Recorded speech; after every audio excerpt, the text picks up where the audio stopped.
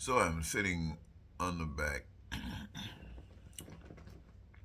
chilling on this eve of the 4th of July 2023. And I'm sitting on the steps on the back. I can remember the times when I would have been sitting back there with a big fat doobie or a big fat J, and I could really go some places. But right now, as I have been doing for the past 40 years, I'm still thinking about us. I'm still thinking about you. I'm still thinking about what we're going to do to make this thing right. Because it just doesn't make sense for us to continue to live in a sense that's wrong. And I'm thinking about it. I'm thinking about what we've been told, what we've been taught, and all that kind of good stuff. But I can reflect back over the past several years, the lessons that we have all had a chance to experience. I'm sure it probably um, appeared different with each of us as we experienced it, regardless if it was the same. Now, I think about corruption. Corruption is messing up our lives.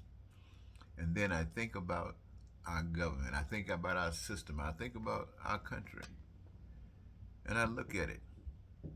I think about the President of the United States in 45.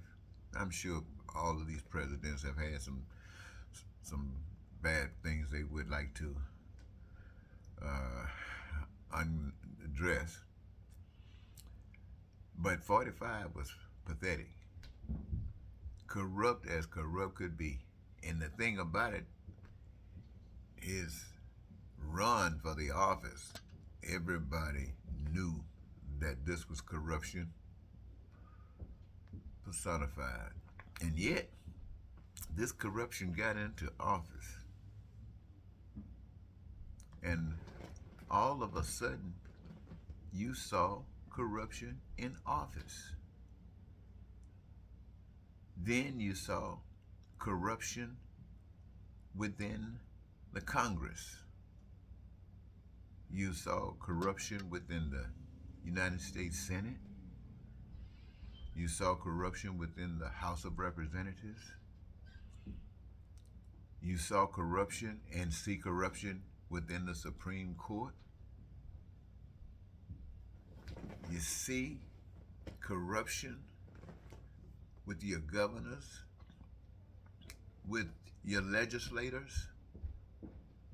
We see corruption with your Justice Department, with your police officers. We see corruption with your employers, minimum wage and abuse.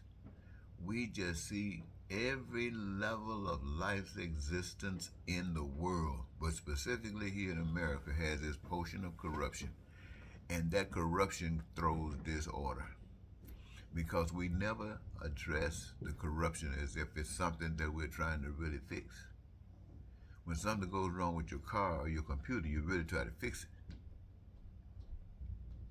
Something goes with you when you get sick, you might not try to fix it so fast. But when it comes down to we the people, it's nobody trying to fix anything. So it's like the system that's connected with all of this corruption. And this system that is connected with all of this corruption has made stuff legal. You know what legal means? Legal means that it is the decision of we the people that there will be certain things or certain basic conducts that we will practice that would make it okay as far as whether it's permitted or not. It's legal. You can do it. It's okay. This is illegal. You can't do this. You can't do that. You can't do this. You can't do that. You can't abort your children. You can't vote. But anyway, I'm just saying certain things what they mean. But basically, so they make it legal. And what out of this legal stuff come? Seriously, you create multi-billionaires, multi-millionaires. You create some of the best stuff that you can get, even creating artificial intelligence so some men can replace their wives with this artificial woman. That's all in the game plan. And yes, who can love, who you can love. You can't abort your kids. You do this and you do that. And yet, you got Oakland. I picked out Oakland because I was there for a while. And it is absolutely pathetic when they show what they show on television. But then I'm sure if you take the camera in any of these states that you go to the part of the place where you've allowed to fall and go under, it'll look the same. And that's in every state, basically. Every state. And you look at that. You look at it, ladies and gentlemen. And you ask yourself, is this right? And somebody will say, it's legal. It's got to be right. Oh, one other people I left out. I just told you about all the corruption. I forgot the preachers. They are corrupted. And the ones who are not corrupted don't know what they're talking about. And the same thing within the systems that I just mentioned, where all this corruption that falls in, where the corruption isn't. Even they have no idea about how to fix the problem. And this is because they've given it no thought. If they gave it some thought, it'll work out. So, what am I saying? I'm saying here we are in the moment. In the moment. When everything has its portion of corruption. And yet, it is expecting us, the American public, to trust in that part that isn't corrupt and bind ourselves to it. Bind ourselves to a system where half of it is corrupt and the other half isn't supposedly corrupt. And we're supposed to trust the part that's uncorrupted, that it's going to be okay, that it has no influence from the corrupted stuff. And that sounds like it's automatically stupid. With all the corruption going around here, this is okay if you just do the legal part. That's just like saying trust the Bible and everything it says, because nobody's touched anything out of it. Nobody's corrupted it. Nobody. These people were genuine angels. If they weren't, when they finished writing this, they went to heaven because they didn't do anything wrong. They told it just like it is. They dotted every I and crossed every T. Now you know that's crazy. So what am I saying?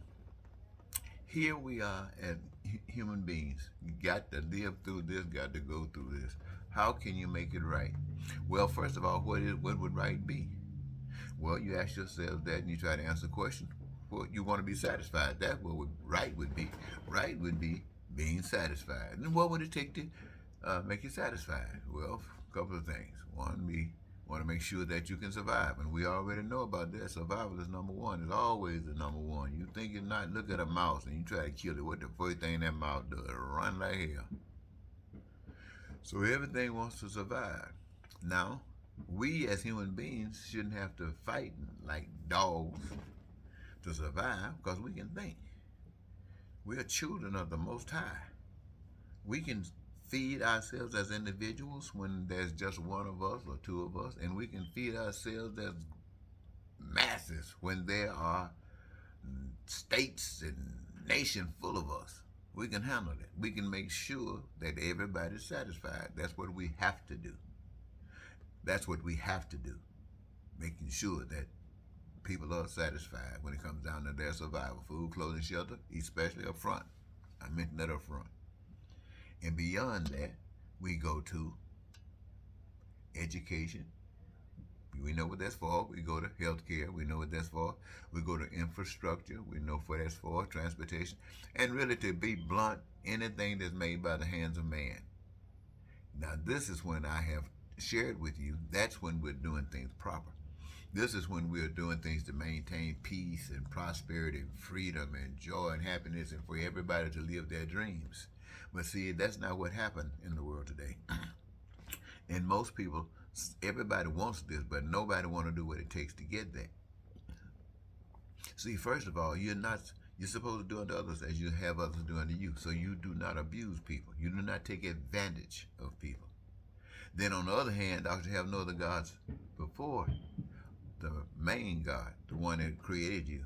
So you don't supposed to listen to corruption.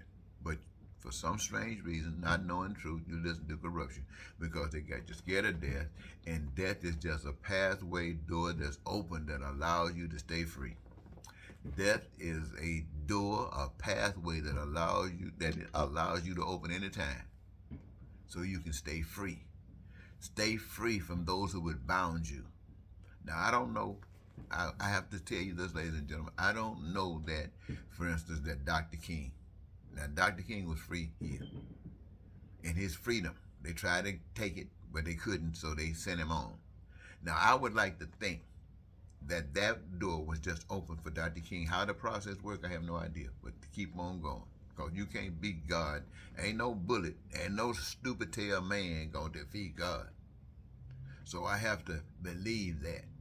Believe it enough to be willing to put my life on the line to the extent that you, if you want to be free, then you'll put your life on the line. Because if you don't put your life on the line, there is somebody, there's a Putin somewhere just waiting. If you're not willing to put your life on the line, there's a Donald Trump somewhere just waiting to abuse you. But once you put your life on the line, ain't nobody gonna abuse you. Ain't nobody gonna abuse you. Why? Because you ain't taking it. No. I'm telling you the absolute truth. And that peace and prosperity and freedom and stuff, you gotta go for it. You can't, in America, the saddest stuff is happening. Everything that I just got through saying to you is true. And it's provable. Because even today, we know how America started. We know how they treated people. You know, white people treated people. Now, white people didn't just treat people of color this way. White people treated white people the same way. Because it was all about money. And so, you know, the black people got the worst of it. And they've always gotten the worst of it. And this is why we are where we're at today, because they never fixed it. They never fixed it because they never wanted to fix it. And even today, they don't want to fix it. They want to forget that it happened and go back and start making rules and policies that allow it to start all over again. And they expect black people to be cowards and think that white folks are still God and be scared of the police and put our tail between our legs and walk back to the plantation.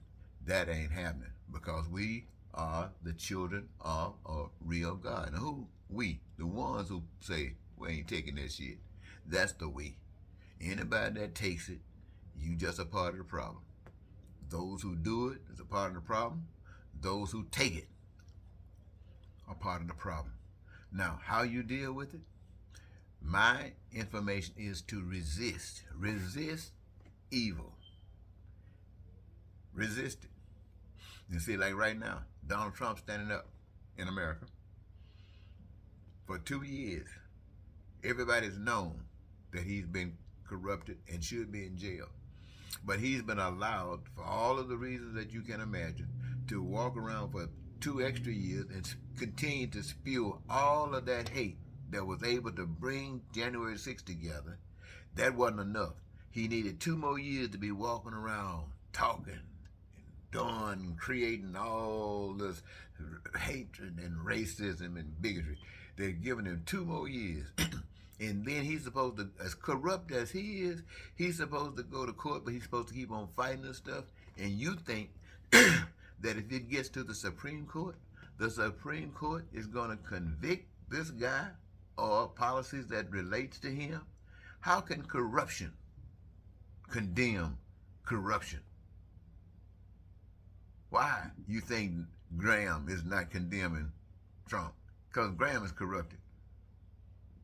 Why you think the Attorney General is letting Trump get away with all this kind of stuff? It sounds like some corruption is in there somewhere. I don't know if it is or where it's at and what it is, but it sounds like it. If it cracked like a duck, you know nobody else is getting away with that kind of stuff. Anyway, bottom line, what does that lead to people? You resist and stand up for truth. Resist and stand up for what is right. That teaches them. And I'm not going to try to tell you no lie, ladies and gentlemen. God is my witness. I'm not going to tell you no lie. If we stand up, enough of us just real, we're not going to get the masses. God will fight our battles. Now, you don't believe that, but I declare before the living God, God will fight our battles. And God will deliver us. I am not. Now, that doesn't mean we ain't going to do nothing. That doesn't mean we can sit down and the whirlwind's going to come and take care of our problem. Now, we might have to engage. And what kind of engagement? I don't know. But it'll be an engagement that will be victorious because the hard stuff will be done by God. But God not doing anything for us when we playing games. Nope, nope. He's not opening up no seed, not raining no fire from any place when we are playing games. Now, I know most of you think what I just said is worthy of passing it over and go ahead on and live your life the way you've been living it, taking your chance, stand above the fray and die and don't worry about it. You go to heaven or hell, that's in somebody else's hand. You did the best you could and it's all right. Well, there are those of you out there who think just like that too. But there are those out here for some strange reason who have seen the hand of God. And we can't act like it's not there. We owe it to you because you didn't see the hand of God. So you don't know it's there. We did see it. We know it's there. And we owe it to you. And we saw it for the purpose of knowing what we're talking about. I'm not supposed to take this bullshit that's going on in the government. I'm not trying to say, because not all of it is bad. There's a lot of good stuff in it. But the ugliness is like that big cancer that just won't die. And a person like me, I am like I am because I have been put in a position that I'm not free. I have to stand up against that because it's my duty. It's, what do I mean my duty? I know God don't appreciate this stuff, but I know you don't know that. And if you do know it, you're scared. And so, I know God. I got to know that God is able to do whatever God wants to do. But I got to do what I have been prepared to do. I have been given information. I've been given knowledge. I have been given observation. So I can't deny God. And right now, America and the world is denying God. They talking a bunch of hot air. Let me tell you again, when it comes down to God in America and the rest of the world, it's a bunch of hot air. I don't care if you think you a child, God's first child, you talking a bunch of hot air. I don't care if you think you're God's special children, you talking a bunch of hot air. And you ain't doing God a bit of good. Now, I hope you don't get mad, or I don't care, but think about it and you will change. Until next time, I'm going to leave it there. Eddie Marcus say goodbye.